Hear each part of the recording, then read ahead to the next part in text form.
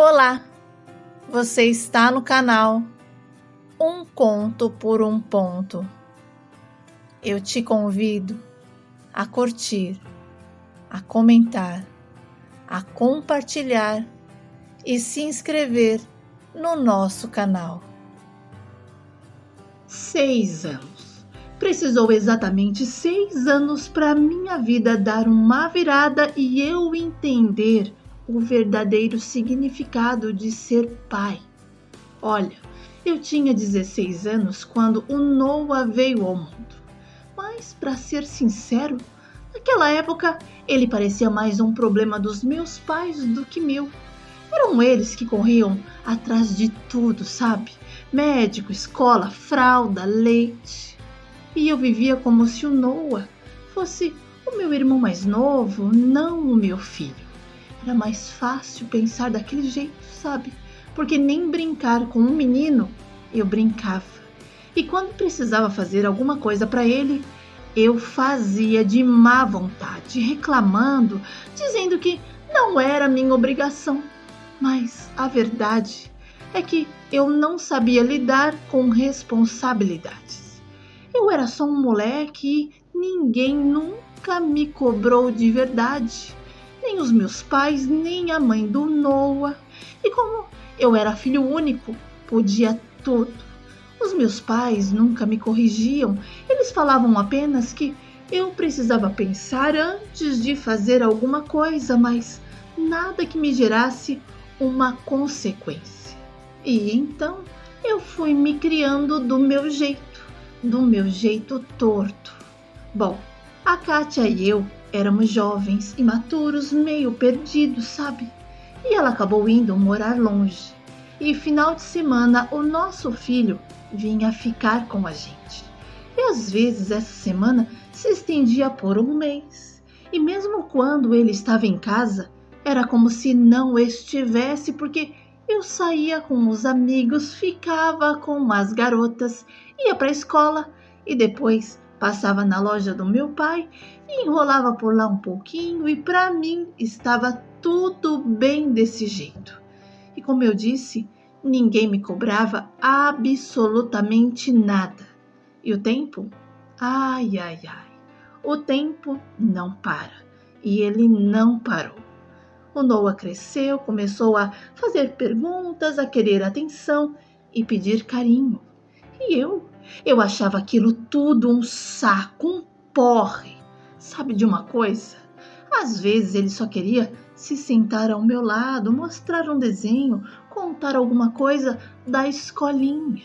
Ah, e antes que eu me esqueça, o Noah acabou vindo morar com a gente depois de um episódio bem pesado.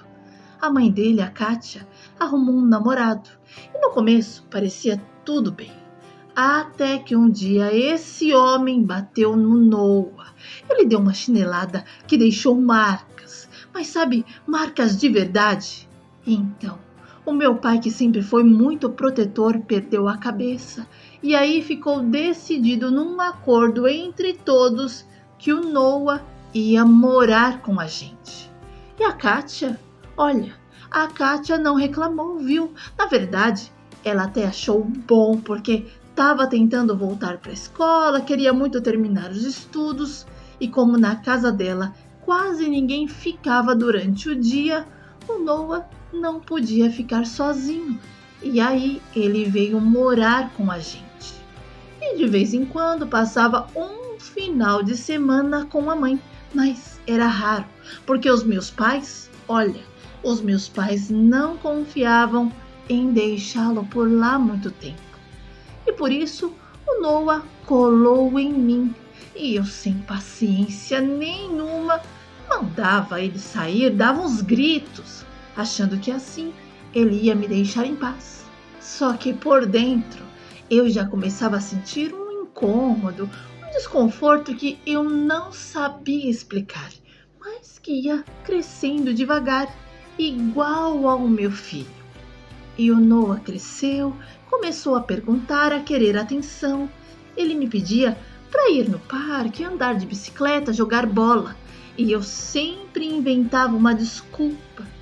Até que um domingo ele insistiu tanto, mas tanto, que eu não consegui dizer não. E fomos ao parque. E assim que chegamos, o Noah saiu correndo, empolgado, como se aquilo fosse a maior aventura do mundo. E eu fiquei ali sentado num banco, mexendo no celular, fingindo que estava presente. Mas na minha cabeça, olha, ela estava longe, longe demais. E sabe, eu estava pensando na Patrícia, uma garota que eu namorei por um tempo, mas que não deu certo. Porque, sinceramente, ele estava num degrau acima de mim. E eu não tô falando de dinheiro, não. Eu tô falando, de cabeça, de postura, de maturidade. A Patrícia não era do tipo que passava a mão na minha cabeça, não. E quando precisava falar, ela falava, dura, direta. Dizia na minha cara que eu era muito infantil, que eu não sabia nem cuidar do meu próprio filho, quanto mais pensar em cuidar de uma família. Ela queria algo sério, queria casar de novo, ter uma base, construir uma vida nova. E com razão, porque ela era nova, mas já tinha passado por um monte de coisa. Viúva, o marido morreu num acidente de bicicleta e mesmo com todo o baque, ela se reergueu sozinha. Trabalhava, morava só, pagava as próprias contas e criava a filha praticamente sem a ajuda de ninguém. Ela era independente, decidida, madura.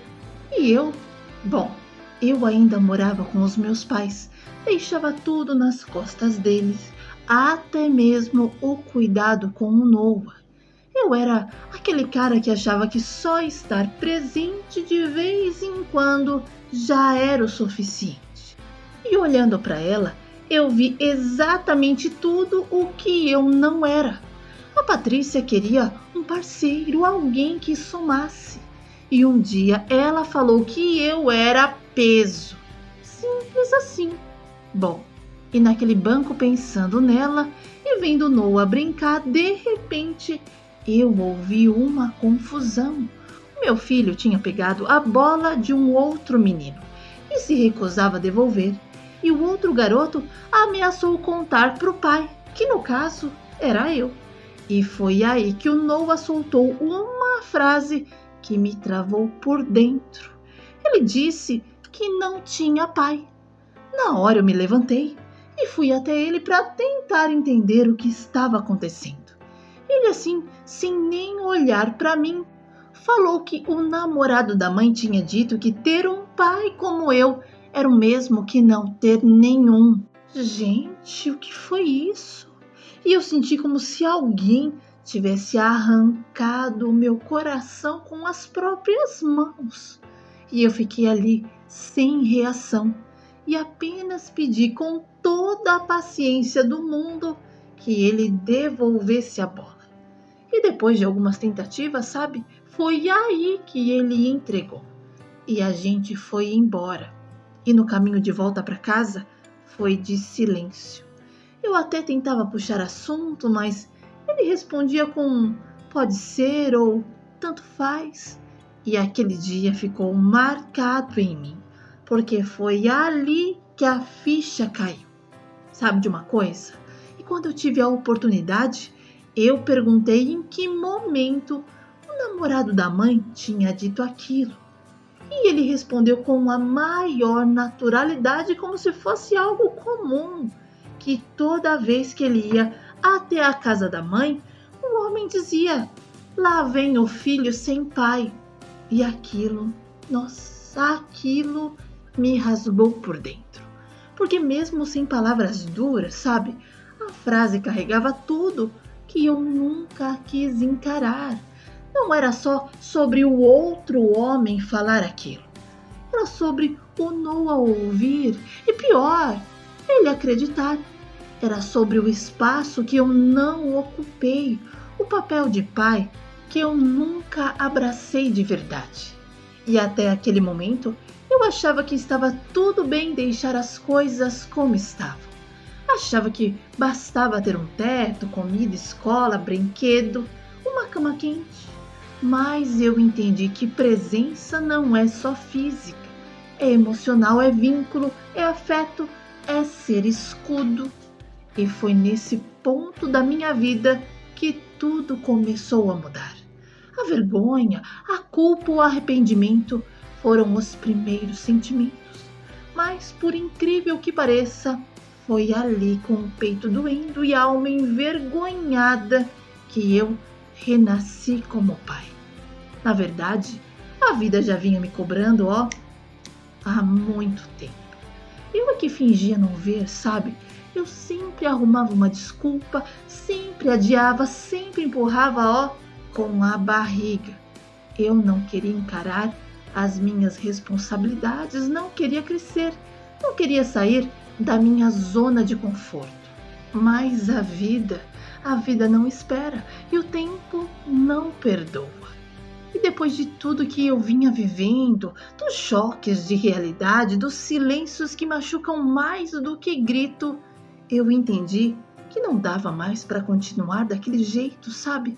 Era hora de mudar de verdade, de levantar a cabeça, encarar os fatos de frente e assumir o meu lugar e dizer ao Noah: eu sou teu pai, você é meu filho, você tem um pai, meu querido.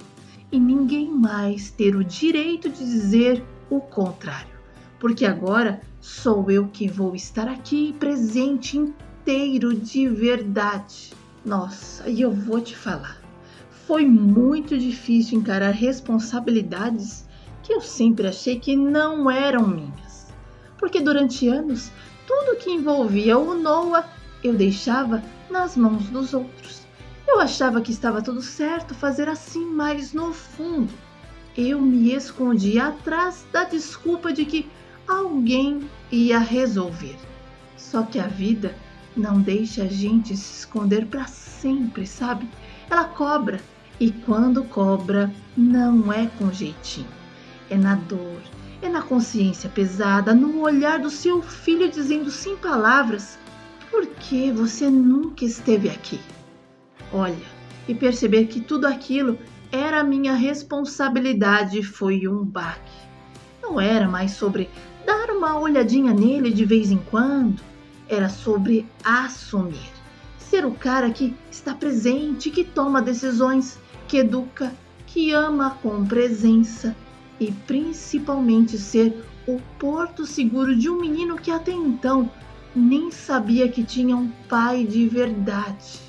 Bom, e quando finalmente eu comecei a mudar, a tentar ser pai por inteiro, a Kátia apareceu com uma notícia que me desmontou. Disse que ia levar o Noah para morar com ela, porque agora ela tinha condições melhores e era o certo a se fazer. Agradeceu aos meus pais por tudo que fizeram, falou com calma como se fosse a coisa mais natural do mundo. E os meus pais, vendo sinceridade nela, aceitaram. Disseram que entendiam que realmente agora ela parecia mais estruturada. Mas eu não aceitei e bati o pé e deixei claro que o Noah não ia voltar para casa nenhuma, porque ele já estava em casa. E foi aí que a nossa briga começou. A Kátia me jogou na cara tudo o que eu fui, ou que ela achava que eu ainda era. E ela disse que eu era um folgado, que deixava tudo nas costas dos meus pais, e que não era justo deixar o nosso filho sendo cuidado pelos avós. E dói admitir, viu? Mas muitas das coisas que ela disse era verdade, porque durante muito tempo eu fui esse cara mesmo. Mas ela não via que eu já não era mais aquele moleque. Eu já estava mudado. Eu estava diferente. Já não vivia mais de favor emocional na casa dos meus pais. Eu estava trabalhando firme agora na loja, sabe? Com hora certa para entrar, hora certa para sair, batendo ponto. E acima de tudo, eu estava criando uma conexão com o meu filho. Olha, o problema é que quando a gente resolve mudar, o mundo nem sempre muda com a gente. Às vezes, as pessoas não conseguem enxergar quem a gente se tornou, só lembram de quem a gente foi. E a Kátia? Bom, a Kátia estava assim, só se lembrando de quem eu fui. E então eu não deixei o Noah ir com ela. E deixei claro que do mesmo jeito que um dia eu deixei o meu filho nas costas dos meus pais, ela também fez o mesmo. E que não era só eu que estava tentando pagar de bom moço agora, porque ela também estava tentando vestir a roupa de boa moça. E se ela achava que bastava aparecer depois de tanto tempo e levar ele embora como se nada tivesse acontecido, estava enganada. Disse que se ela quisesse mesmo brigar por ele, que fosse até a justiça, porque o meu filho não ia sair da minha casa, do conforto que ele tinha do meu lado, da rotina que ele já conhecia, da escola que frequentava, da cama que dormia, do colo que finalmente se sentia seguro. E para viver uma nova experiência com uma mãe que tinha acabado de arrumar um emprego. E perguntei se era a pensão que ela queria, porque se fosse, eu daria sem ela precisar levar o Noah. Nossa, e a nossa briga foi feia, mas foi tão feia, porque eu estava disposto a lutar, sabe? Pela primeira vez na vida, disposto a ir até o fim por alguém que dependia de mim. Não por orgulho, não por raiva, mas porque eu sabia que no fundo da minha alma que ali era o lugar do Noah e que dessa vez ele tinha um pai. E esse pai não ia mais largar ele na mão dos outros, mesmo que esse outro fosse a própria mãe. E sabe de uma coisa? Até os meus pais ficaram contra mim, alegando que filho tinha sim que ficar com a mãe. E eu não me calei e respondi que filho tinha que ficar onde sentia amor. E ali era o ninho dele e ninguém iria nos afastar mais. E para provar que eu realmente era outro homem, eu decidi recomeçar do zero. Fiz o que muitos duvidavam que eu faria. Arrumei um novo emprego e como eu tinha o diploma de administração nas mãos, eu resolvi colocá-lo para o jogo. Enviei dezenas de currículos, bati em muitas portas e enfim fui contratado por uma empresa de porte médio no setor de planejamento estratégico. E apesar das minhas falhas no passado, do peso dos meus erros, eu tinha algo que ninguém podia me tirar. Eu era bom de traçar caminhos, estratégias. Olha, isso sempre foi um lugar seguro para mim. E eu só precisava aprender a aplicá-las também na minha vida. Mas isso aconteceu com o tempo. E a empresa gostou do meu desempenho e logo eu fui efetivado. E com outra cabeça, cercada por pessoas mais maduras, eu fui aprendendo também a ser mais maduro. E mesmo chegando em casa cansado, eu ainda brincava, conversava, ria de besteiras e fazia questão de se sentar com ele para as tarefinhas da escola. E a conexão entre o Noah e eu aconteceu tão rápido que parecia que sempre tínhamos sido assim. Era como se o tempo perdido tivesse dado um jeito de voltar. E eu amava voltar para casa para ficar com ele. E enquanto isso, a Kátia não me dava um segundo de paz. Ela aparecia em casa sem avisar, fazia escândalos, gritava, chorava e me acusava de coisas absurdas. Dizia que queria um menino com ela, que ele era dela, como se o Noah fosse um objeto, como se esquecesse que durante anos ela mesma nem ligava para ele. E no começo, eu tentei resolver na conversa, pelo bem dele, sabe? Mas eu vi que não ia adiantar. Ela só queria me ferir, não pensava do que aquilo estava fazendo com o nosso filho. E então eu tomei uma decisão. Contratei um advogado e eu mesmo fui atrás. Reuni provas, testemunhos, tudo que mostrasse que quem cuidava, educava e amava de verdade aquele menino era eu. E no fim eu consegui provar que ele estava melhor comigo, que eu tinha estrutura, afeto, rotina e principalmente presença. E aquela foi uma das minhas maiores vitórias na minha vida. Não por ter ganhado, mas por ter protegido ele. E tempos depois, a mãe do meu filho apareceu em casa de novo. Mas daquela vez não foi para fazer escândalos. Ela apareceu porque estava machucada, completamente assustada e pediu abrigo. Olha, a Kátia tinha arrumado um outro namorado, um cara pior que o último, sabe? Um cara covarde que não só maltratava ela com palavras, mas também com socos.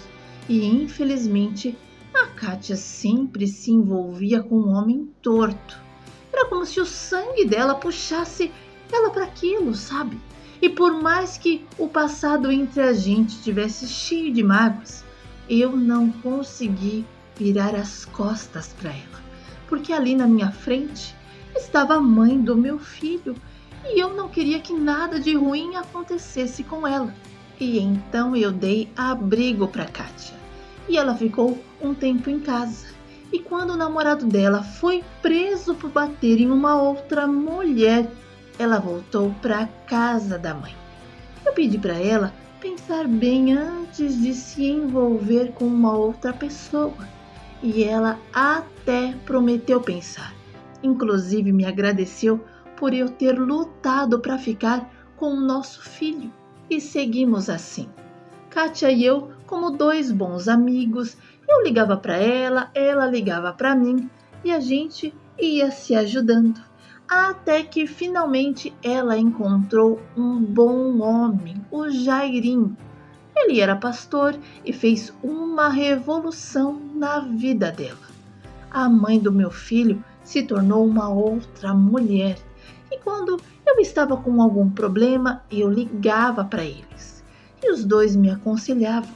E por ela ter encontrado um homem bom, eu deixava o meu filho, às vezes, passar um final de semana com eles. Enfim, consegui comprar um apartamento com o suor do meu trabalho.